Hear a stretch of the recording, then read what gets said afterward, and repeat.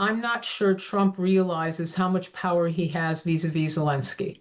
And when Steve Witkoff foolishly said last weekend that Russia essentially gave us permission to do security guarantees, I fell out of my chair, and I can't repeat what went through my head. I want to spend a minute or two in praise of Donald Trump.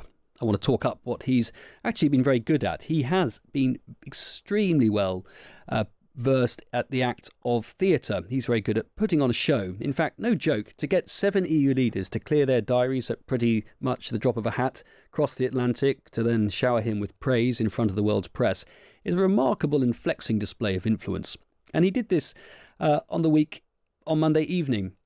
Could any other president in the past or in the future shake up the protocol as Trump manages to? Well, I'm not sure they would, actually. The expectations have been raised as a consequence that, at least articulated by Trump, that a peace agreement can be reached and a security guarantee to Ukraine secured. But what happens when the actors walk off the stage? Who, behind the scenes in Trump's world, delivers what he promises can be done? Let's ask some of that to Debra Cagan, former US government official in the State Department and Department of Defense and currently senior advisor on security issues at the Atlantic Councils. Evening to you, Debra. Evening. Thanks for joining us on Times Radio. Trump is a showman. Who is it that conjures that circus? He's brilliant in front of the cameras. Does he maintain that level of enthusiasm about the topic once he walks off the stage? I think that's difficult to say, and I'm certainly not a Trump whisperer, so I can't answer that question more directly. But I will say this, the proof is always in the details. Trump made a huge amount of commitments to the European leaders and to Zelensky. And security guarantees are not a laughing matter. They're very serious. They're extremely serious for Ukraine, but they're equally as serious for those coalition partners who are looking toward putting troops on the ground in Ukraine. And they will want to know that they have a fallback, that there's a safety net, that there's something to stop Russia from targeting them. And certainly Zelensky will want to know, if he goes down this path of trading territory for peace, that it's actually real and that it won't just get flipped on its head in a couple of weeks. Nonetheless, we've got Trump in the White House leading on this. You've seen multiple administrations from Reagan to Trump. How different is his approach to foreign policy? And I suppose also the difference in how he's staffed this administration to perhaps his first term. Can we learn anything from that in terms of the possible effectiveness of policy being implemented? Well, I'm glad you raised that. That's a really interesting question.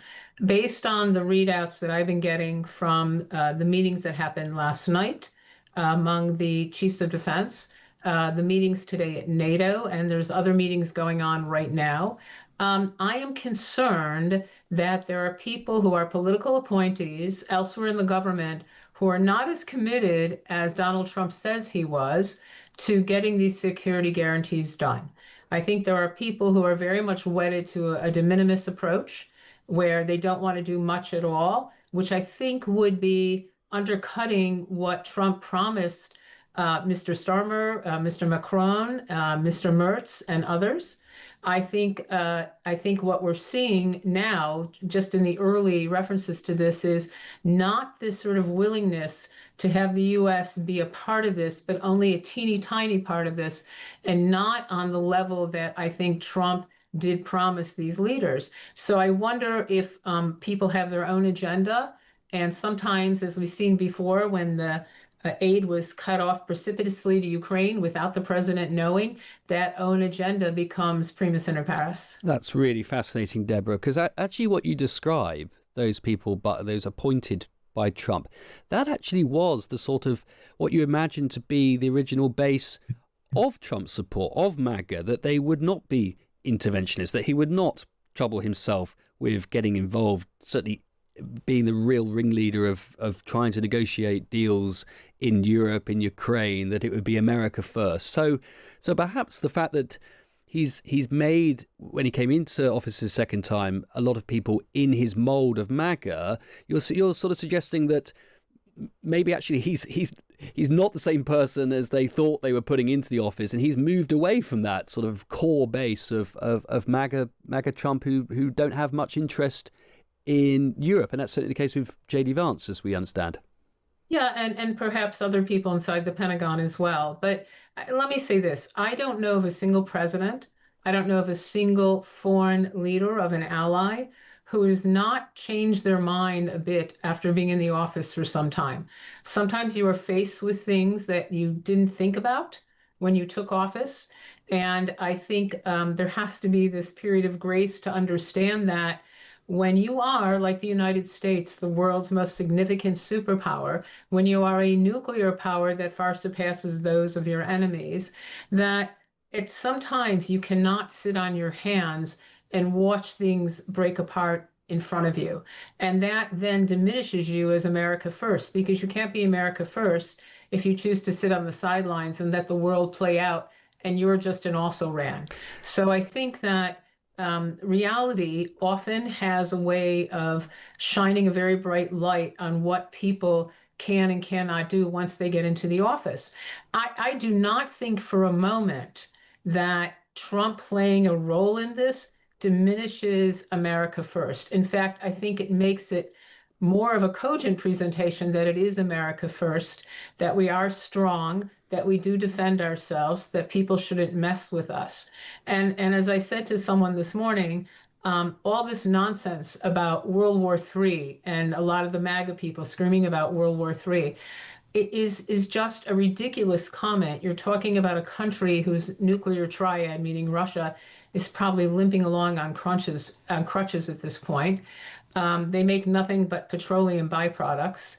And you're sitting there with your enemy is sitting there using North Korean, Venezuelan, and Cuban troops because he doesn't have enough of his own to put into the can of fodder. And at some point, you have to look at this and say, World War III, at some point, you have to say, Donald Trump, if you're a man, stand up and tell Putin you don't have to take orders from him. You're the power, not him. And I've said it in more colorful terms to that, but that's because I'm from Chicago and I tend to lapse into that. Well, I won't hold it against you. How much has it helped that European leaders have also perhaps learnt how to play that game of flattery, to know how to bring Trump into their orbit and their space, and it is largely by aping what they understand he enjoys. Hence, we saw the spectacle of them all sat around that dining table, taking it in turns to lavish praise and emote of how far we've come only under the wonderful guidance of you, President Trump. Has the European leadership and their approach and how they talk to Trump, has that helped bring him along in this process, do you think? I absolutely believe it has, but I think even more significant than the theater of it, as you talked about, is that Europe is, from my humble perspective, and I was in the game for 37 years, is more powerful, more cohesive, and more adamant in its approach to security than at any time since the Second World War. And I really believe that, and I see it every day when I talk to our allies and friends and partners.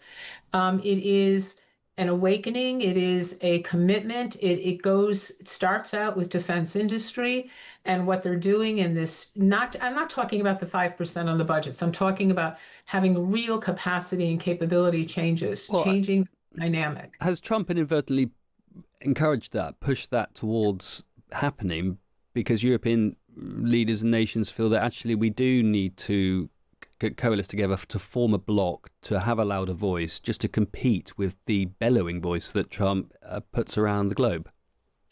I think you're absolutely correct. I couldn't have said it better myself, except I add one little thing to it. Be careful what you wish for. Trump spent a lot of time castigating the Europeans, and they called his bluff. And I think even more importantly is this miscalculation, as usual, by Vladimir Putin, that he thought dealing with Trump would mean he could then have the Europeans in the place he wants them and Ukraine. And I think he did not count on Europe having an independent voice, being as powerful it is. He's never understood Zelensky, so that's not a surprise. But I think this was a surprise to Putin that he couldn't just say what he wanted to Trump and magically it would happen. And I am, for one, delighted to see my European allies and colleagues and friends taking this very strong position. And I do think it has forced the issue.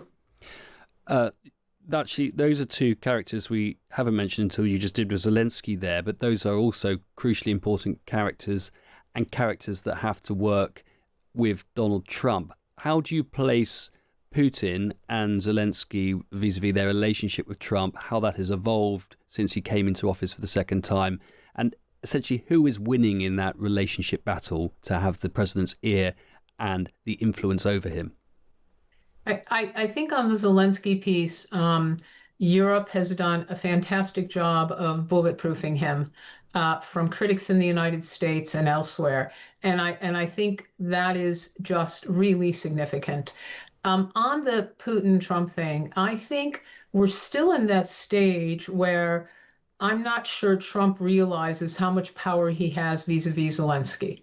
And when Steve Witkoff foolishly said last weekend that Russia essentially gave us permission to do security guarantees, I fell out of my chair, and I can't repeat what went through my head. The United States of America should not be in the position of ever asking Russia's permission to do what it needs to do to defend its friends and allies. That is a ridiculous premise, and it never should have come out of anyone from this administration's mouth. Vladimir Putin must realize, and I'm hoping that Trump and his people around him convey that he is not in charge, that we are bigger, better, and more efficient than him, and we have the side of might and right with us, and he does not. And I think until that happens more integratively into the Trump's administration policy, Putin will continue to play the games that he's playing now, like what he said today, that China should be part of security guarantees. And I'm going, sure, why don't we just have, some guys from, the UN PKO place who can't stop someone from firing a rifle. And so I think as long as Putin thinks he can get away with this, he's going to do it. I think at some point, the president of the United States has to say to Vlad, enough, enough. We don't have to take this from you, and this needs to stop. Debra, fascinating talking to you. Thank you so much for your time this evening. Thank you. That's Debra Cagan, the Senior Advisor at the Atlantic Council.